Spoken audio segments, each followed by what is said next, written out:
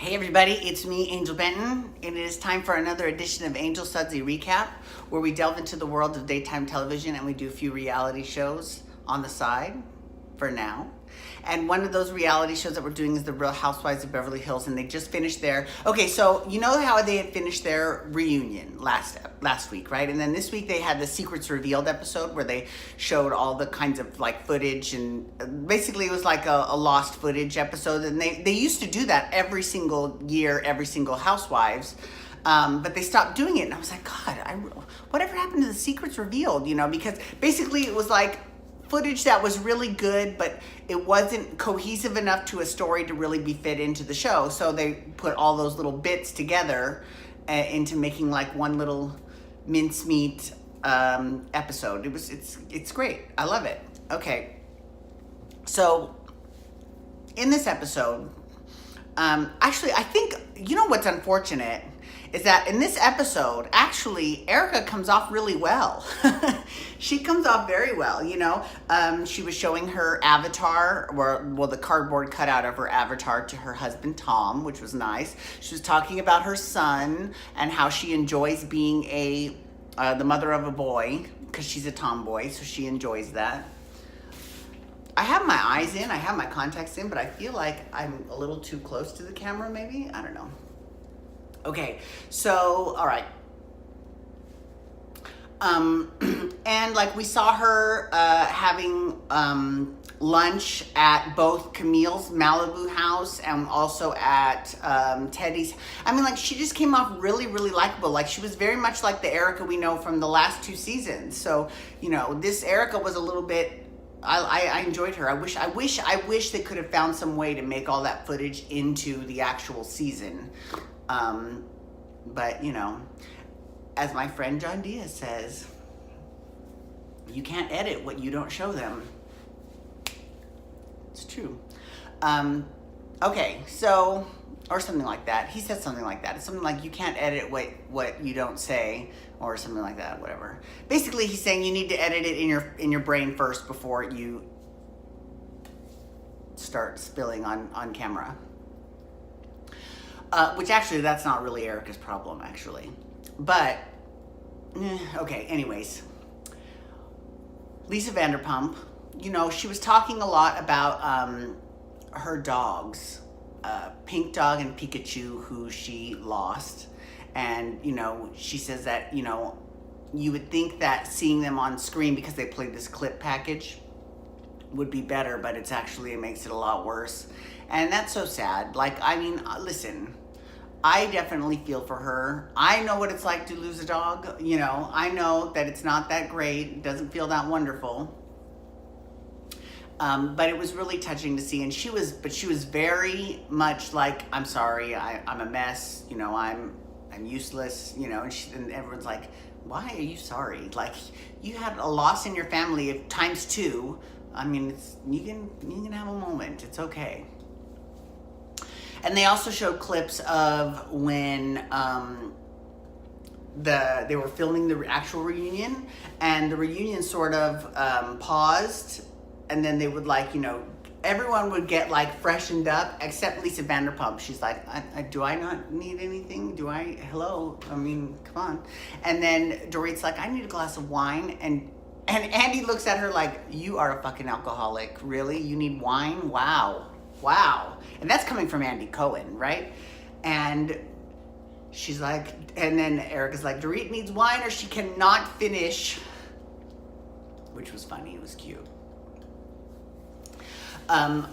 We also saw, okay, we met Kyle's godson, and he's out there. He's pretty crazy. Well, not crazy, different. He's not crazy. He's different. He's just wild. That's the word I'm looking for. He's kind of wild, and he had on full-on, I don't know if they were fake or not. I'm assuming they were fake, but at least acrylic nails, lipstick, was wearing this Moschino shirt with fishnets, and I couldn't see if he had on any shorts or not, because it was a pretty long t-shirt. But, you know, but he actually actually, he creates these fake fur coats. Now, here's kind of my thoughts on this subject. I am all for fake fur, 100%. And most people from PETA would much rather you buy a fake fur than a real fur. Okay, that's great.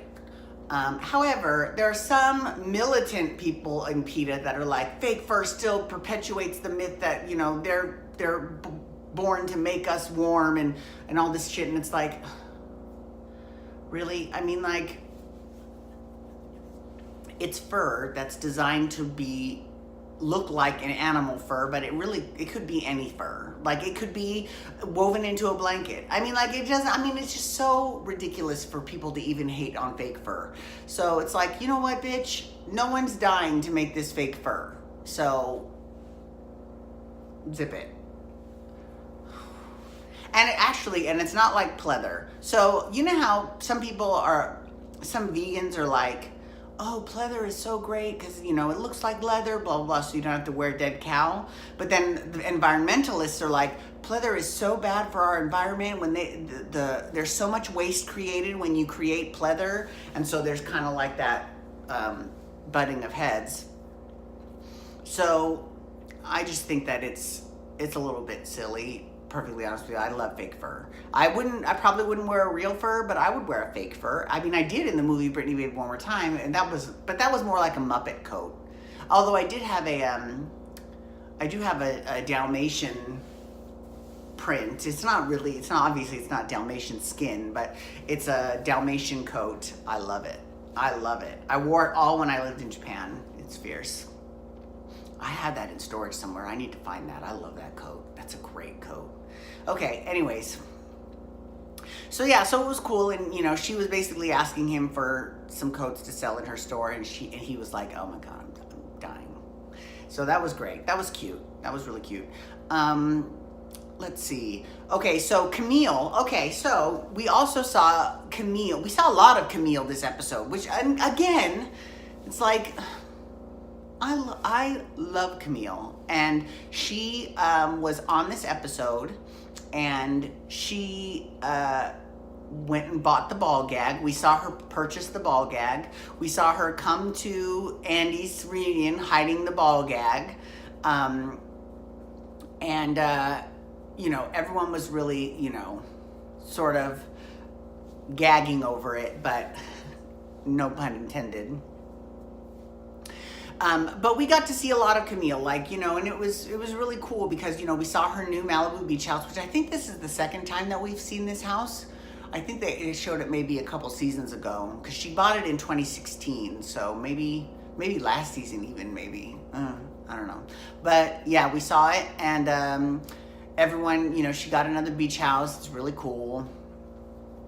So that was cool that we got to see a little bit more of Camille because I feel like we don't see Camille. I feel like maybe I need to make this a little bit higher so that I have better posture. Let's try that. How about that? Okay. Okay, so Dorit. Oh no, wait, let's talk about Lisa Rinna. So Lisa Rinna, her two daughters got tattoos.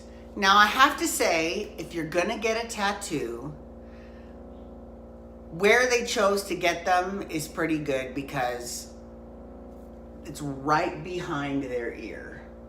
So you would, if you were looking straight at them, you would never know that they've been tattooed.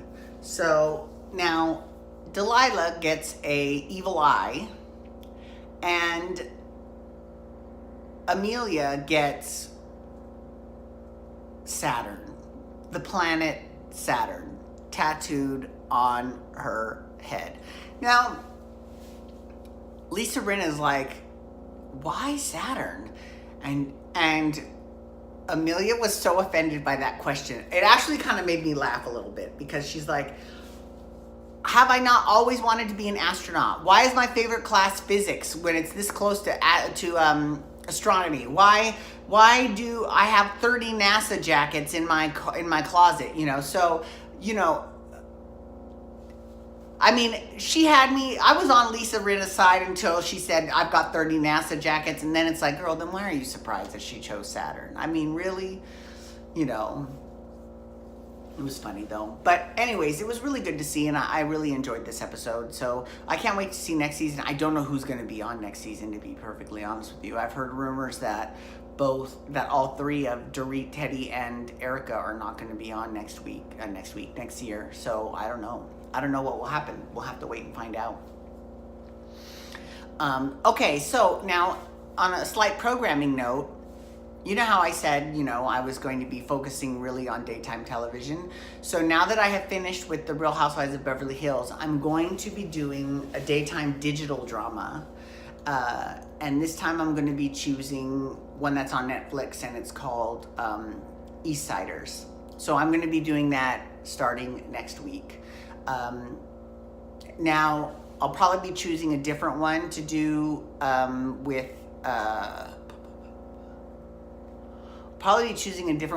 instead of Drag Race.